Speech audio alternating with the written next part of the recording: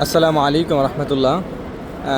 মক্কাতে এসে যদি আপনার থাকার জায়গা না থাকে বা আপনি হয়তো একদিনের জন্য আসছেন বা 2 দিনের জন্য আসছেন, আপনার থাকার জায়গা নেই, সেক্ষেত্রে আপনি কোথায় থাকবেন বা হোটেল নিতে পারছেন না যে কোনো কারণে, বিশেষ করে যারা প্রবাসী ভাইয়েরা আছে আশেপাশে থাকে, একদিনের জন্য আসে, এসে তারা হোটেল নিতে পারে না বা বিভিন্ন কারণে হোটেল নেওয়া হয় না, আপনারা এসে কোথায় থাকবেন মক্কাতে?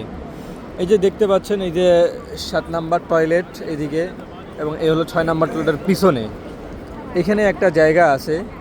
এখানে মোটামুটি বেশ সবাই এখানে এসে, যারা হোটেল না নেয় তারা এখানে এসে অবস্থান করে। যে দেখতে পাচ্ছেন সবাই ব্যাগ ট্যাগ নিয়ে অলরেডি এখানে অবস্থান করতেছে। আপনারা চাইলে এখানে থাকতে পারেন, যদি আপনাদের কাছে এরকম বড় ব্যাগ থাকে সেগুলো আপনারা এইখানে জমা রাখতে পারবেন। হ্যাঁ, এই যে লাগেজ স্টোর সেন্টার, এখানে জমা রাখবেন একদম ফ্রিতে। জাস্ট আপনি শুধু এখানে আপনার ব্যাগটা রাখবেন, একটা টোকেন দিবে, কোনো ফি লাগবে না। আপনি যাওয়ার সময় টোকেনটা দিয়ে ব্যাগটা নিয়ে চলে যাবেন।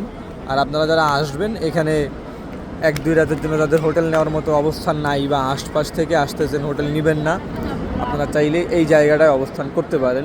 এছাড়া বিভিন্ন বাইরে যে জায়গাগুলো আছে ওখানে থাকা যায় না, পুলিশ বের করে দেয়, সমস্যা করে।